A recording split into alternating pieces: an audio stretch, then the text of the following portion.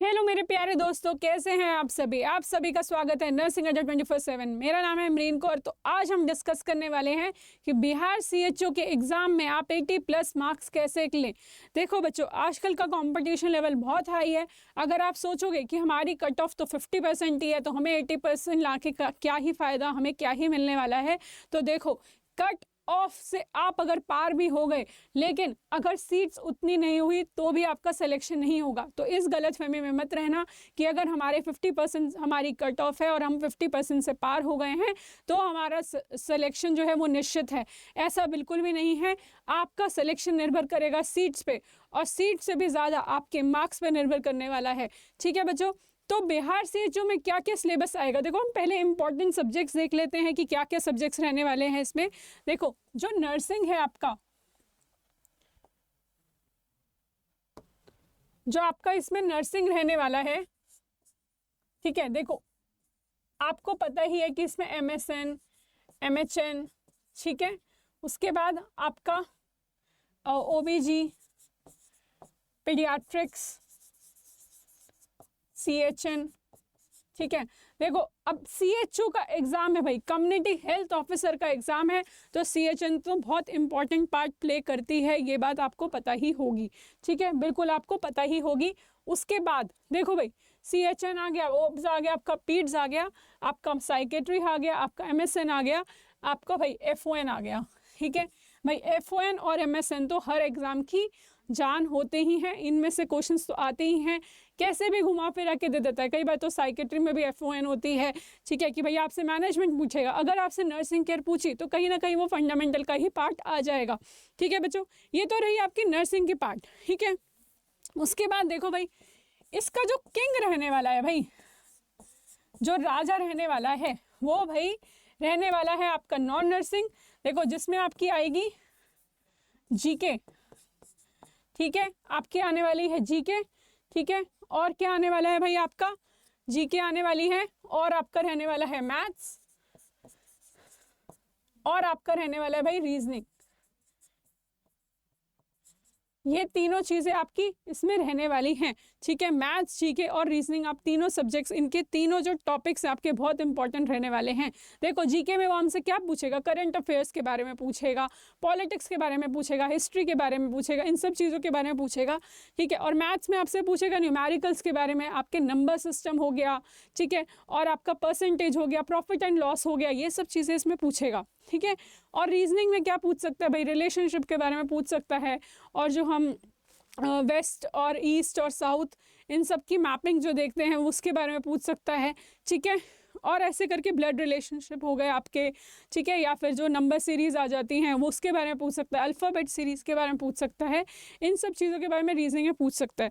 देखो बच्चों, एक चीज़ का ध्यान रखना है कि नॉन नर्सिंग एक बहुत इम्पॉर्टेंट रोल प्ले करती है इसमें। देखो, ठीक है, आपको पता ही है कि इसमें जो आपका 40 मार्क्स का पेपर है वो तो आपका नर्सिंग का है, लेकिन जो 60 मार्क्स का पेपर है वो आपका नॉन नर्सिंग का रहने वाला है। ठीक है, 60 मार्क्स का भाई आपका नॉन नर्सिंग का रहने वाला है, तो आप इसको तो छोड़ने की गलती कर ही नहीं सकते। ठीक है, अब आपके पास बहुत सारे तरीके रहने वाले हैं। देखो, सबसे पहले तो आप अपनी थ्योरी क्लियर कर लो। ठीक है, क्या करेंगे बच्चे, आप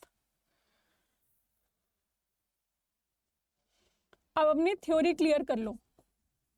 ठीक है, आपने अपनी थ्योरी क्लियर कर ली, आपको जो भी नर्सिंग का पार्ट है, नॉन नर्सिंग में भी आपने जो मैथ्स के आपके बेसिक कंसेप्ट्स हैं, रीजनिंग के जो बेसिक कंसेप्ट्स हैं, जीके तो देखो आपको डेली ही पढ़नी है, हाफ एन आवर आपको जीके का तो डेली ही देना है। ठीक है, आपको थ्योरी पढ़नी है, आपको इन सब चीज़ों का ध्यान रखना है। ठीक है, उसके बाद ठीक है आपका आएगा भाई एमसीक्यू प्रैक्टिस। ठीक है, देखो एमसीक्यू प्रैक्टिस पे हम हमेशा इतना जोर क्यों देते हैं, जितने क्वेश्चंस आप सॉल्व करोगे, जितनी प्रैक्टिस करोगे, पहले भी जैसे अगर हम स्कूल टाइम में भी होते थे, जब हम मैथ्स पढ़ते थे तो हमारे टीचर्स क्या बोलते थे कि बेटा प्रैक्टिस करो, प्रैक्टिस करो, प्रैक्टिस करो।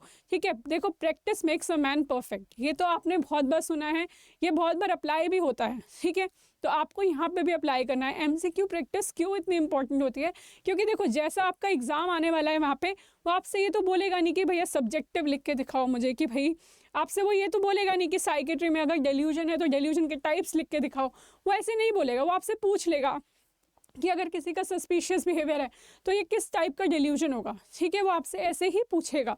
तो आपको इस चीज़ का ध्यान रखना है कि भाई किस टाइप का उसने पूछा है, क्वेश्चन पूछा है, कैसे आप उसको क्वेश्चन को क्रैक करने वाले हो, ठीक है। आपको क्वेश्चन की लैंग्वेज समझ आनी चाहिए, आपको ऑप्शन समझ आने चाहिए। कभी कभी हम क्या करते हैं, हम अपना आंसर जैसे हमारे दिमाग में फीड है कि इसका आंसर, जैसे हमने रेडियल फ्रैक्चर का पढ़ लिया कि भैया इसका कूलिस फ्रैक्चर होता है, ठीक है, कूलिस फ्रैक्चर के नाम से जाना जाता है, लेकिन हमने उस टाइम पे ये ध्यान नहीं दिया कि उसने पूछा क्या है। उसने अगर हो सकता है कि कुछ और पूछा हो, उसने फ्रैक्चर के बारे में पूछा ही ना हो, लेकिन हम इतना अपने आप को अपना बाइंड कर लेते हैं कि भाई हमने थ्योरी में ये पढ़ा है तो इसका आंसर यही होगा, लेकिन ऐसा नहीं होता।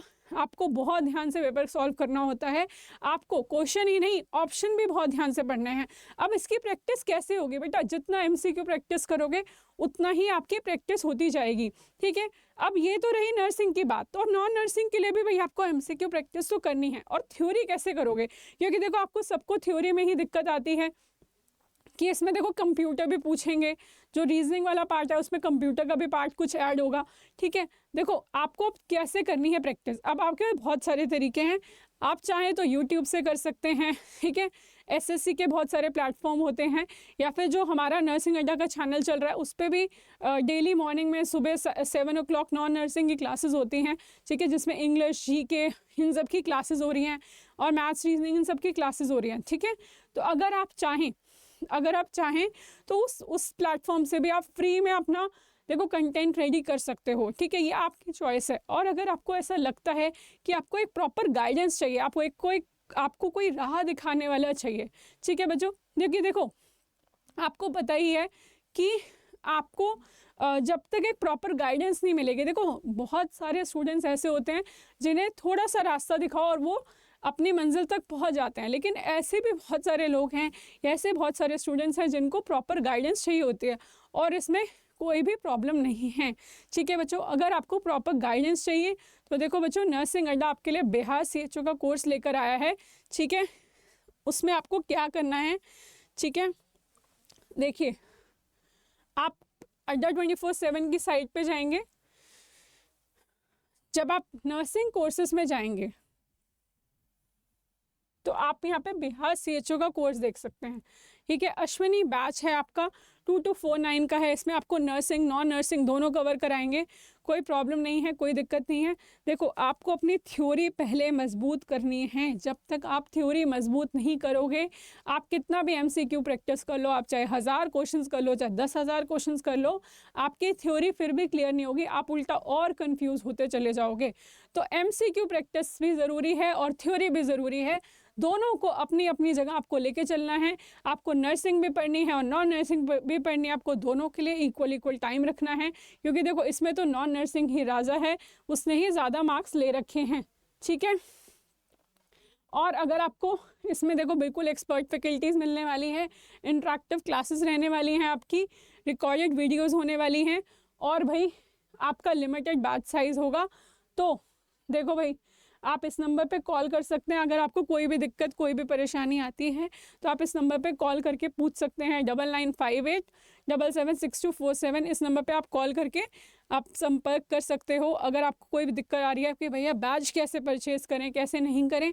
और अभी इसमें बहुत सारे डिस्काउंट्स भी चल रहे हैं, तो जल्दी से परचेज़ कर लो, 3 टाइम वैलिडिटी मिल रही है अभी तो, ठीक है, और बहुत सारे डिस्काउंट्स मिल रहे हैं, तो जल्दी से एनरोल कर लो और अपनी तैयारी शुरू कर दो।